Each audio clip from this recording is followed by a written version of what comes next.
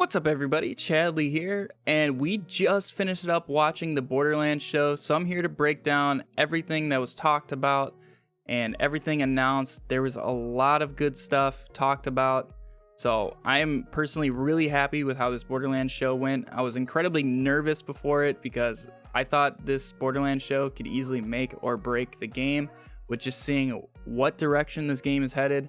A lot of people were very unsure. We've kind of been in the dark for the past 2 months.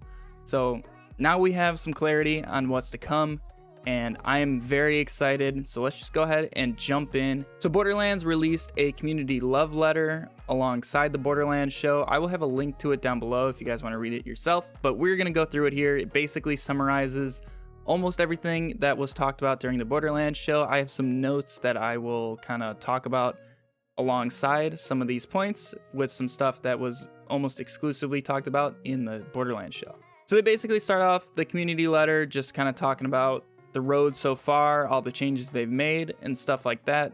So if you guys want to read that, go ahead and go in the description, click the link for that. You guys can read it yourself.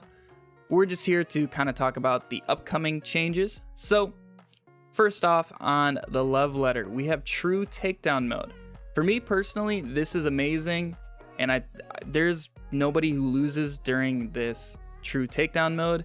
So basically what this true takedown mode is going to allow us to do is pick whether we want it to scale to however many people are in the party or just go all the way up to 4 players. For me personally, I am a hardcore player. I do like the challenge of the 4-player scaled takedown.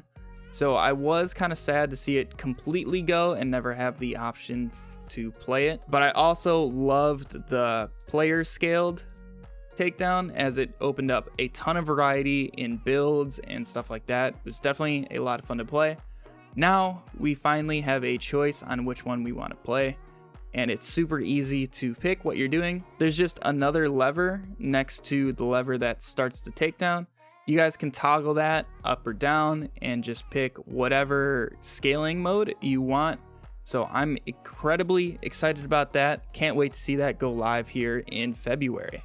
Next up on the community letter, we have a level cap increase. Yes, we are finally getting more skill points here in Borderlands 3. It is a very small jump, but it is a jump nonetheless. It is going from level 50 to 53. This is going to come out with the Broken Hearts Day seasonal event. We will talk about that here up next, but what this is going to allow us to do is obviously get 3 more skill points for our characters. And I'm pretty happy in terms of a character skill point level. If I look at builds right now and I just imagine adding 10 points to those builds, these characters are going to get so strong, especially for the difficulty of content we have right now. The game would not even really be a challenge anymore. So I'm really happy to see from a character standpoint, the jump is only 3 levels. I would have liked to maybe see 54 just so we can get that extra capstone in there if you guys want to go that route. I think that would have offered a little bit more variety, but I will take every skill point I can get nonetheless.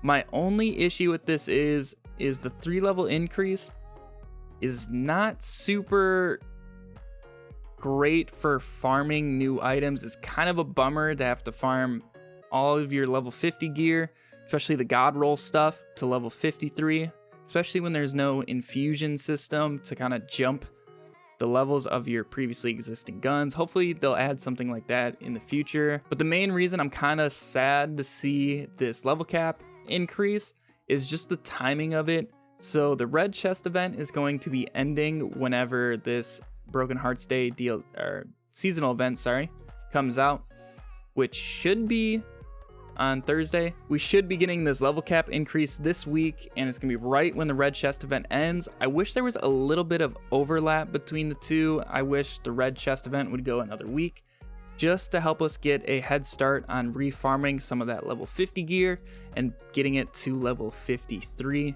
That is really my only gripe with it, but otherwise it gives us more to do. I'm pretty happy with it, and I'm excited to see how the builds change with just 3 extra skill points. So we're definitely going to have to make use of that. The next thing they address is performance and stability across all platforms. So if you guys are on console, I know you guys complain about stability and stuff like that in comments all the time. So hopefully those will be fixed for you guys soon. Even on PC, there are some issues, especially with the UI. So really excited to see what they can fix in terms of the performance and stability. Next, one of the more exciting things from the Borderlands show and this love letter is skippable cutscenes are coming this month. So I'm incredibly excited about this. It's going to make going through the story so much better, and we can actually start doing some playthroughs or allegiance runs, stuff like that. But if you guys are still trying to level up other characters and get through the story, after this update goes live is the perfect time. You guys don't have to watch the cutscenes, so look forward to that. Definitely a huge feature coming there. And then personally, probably the thing I'm most excited about out of everything announced today is Guardian rank toggling. I have complained about this so much on Twitter. You have definitely seen me complain about it. I've mentioned it in some videos. On streams, I talk about it from time to time. It was one of those things that was so dumb why it didn't exist that it just kind of made me mad. It was one of those, it was the main thing I griped on this game about, but we are finally getting Guardian rank toggling. We can turn them on and off, and more specifically, each individual Guardian rank perk, we can turn them off from whenever we want. So melee characters are going to be very happy. Our Cloak and Dagger Flak that we released last week is going to be very happy to have his shield not come back every time we get a kill, and same thing with our melee Amara. So definitely look forward to that. And also I'll be updating all of the builds basically with those 3 extra Guardian ranks. So look forward to that. So let's go ahead and talk about our Valentine's Day event. This is called the Broken Hearts Day. Don't fear if you guys hated Bloody Harvest. This event will have a toggle from the main menu. You guys can turn it on and off as you please. And it's only going to stay a week, so it's not going to overstay its welcome like Bloody Harvest. So thank you, Gearbox, for listening to that as well. But what this event is going to include is challenges, cosmetics. There is going to be a new Malawan SMG and a Jacob Sniper. Now, from what they talked about with the Jacob Sniper, when you hit a crit, it's going to ricochet like a normal Jacobs would, but that ricochet is actually going to turn to cryo damage. So it will actually be a pretty interesting sniper to use. Hopefully it actually has good damage and can keep up on Mayhem 4. Now, if you guys play co-op, this is definitely something you guys have wanted. It is much easier fight for your life revives. So if your friend goes down and you try to revive him, it's always such a pain to revive him. You have to basically look in one super tiny spot for the prompt to come up to revive.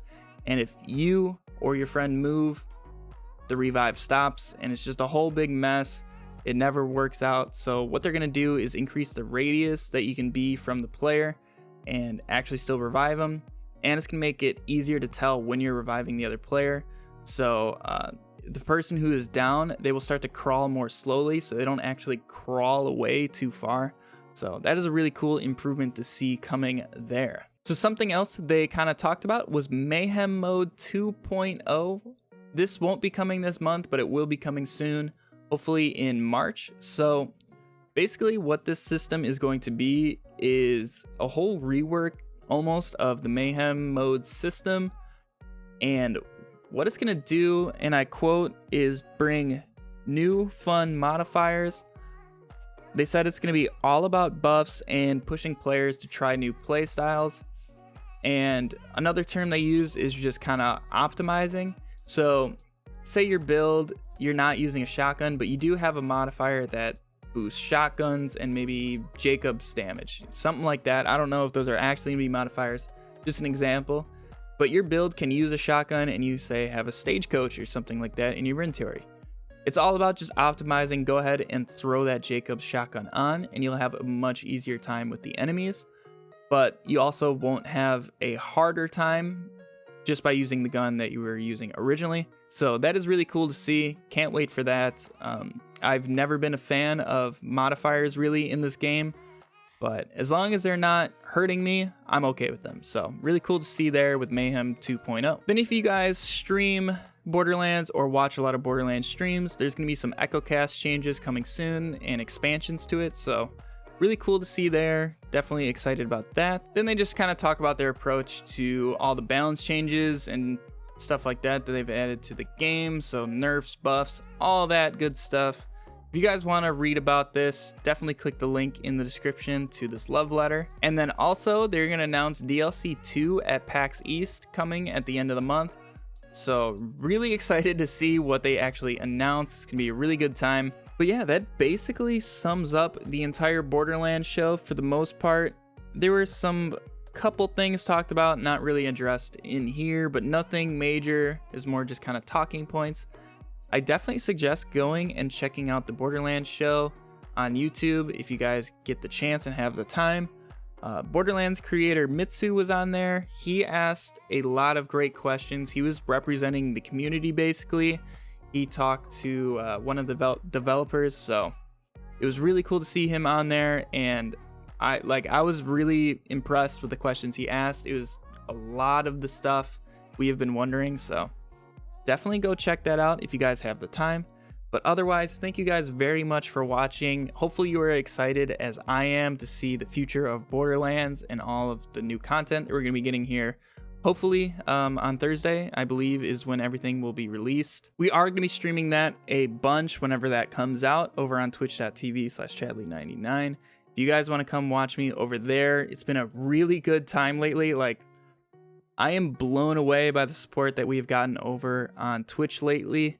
So if you guys want to come help me out and just overall have a really good time, definitely go check out the stream. There will be a link down below underneath all of the links that I'm providing for this video. If you guys enjoyed this video, make sure to leave a thumbs up on it to let me know. If you guys want to see more Borderlands content, we have a ton of builds to revise after we get this level cap increase. So definitely subscribe so you guys don't miss those. These Vault Hunters are going to be very, very powerful. So be excited on that. But thank you guys for watching this far, and I'll catch you guys in the next one. See ya.